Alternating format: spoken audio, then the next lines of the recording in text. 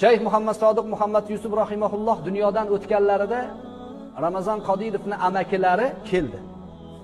Kelib Fotihada o'tiribmiz, ular keldi, o'zlarini zikrlari bor ekan, zikr tushishdi. Keyin bir kishi turib gapirdi. Biz dedi, biz bu insonni juda yaxshi bilamiz, biz bilganchalik sizlar bilmaysizlar dedi. Nimaga? Agar shu odam bo'lmaganda edi, bizni chechen xalqimiz qirilib ketardi dedi. Bu odam maslahat berdi.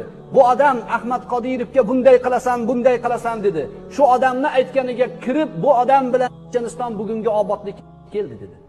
Mana sizga ikkita misol, tirik misol bir odamlar. Ukalarim, ko'zingizni oching. Ulamoyingizga ergashing. Har xil vasvas, har xil musulmonlarni tashvishga qo'yadigan hayajonli gaplarni gapirib, oyat dalil qilyapman deb musulmonlarning qonini halol qilayotganlarga quloq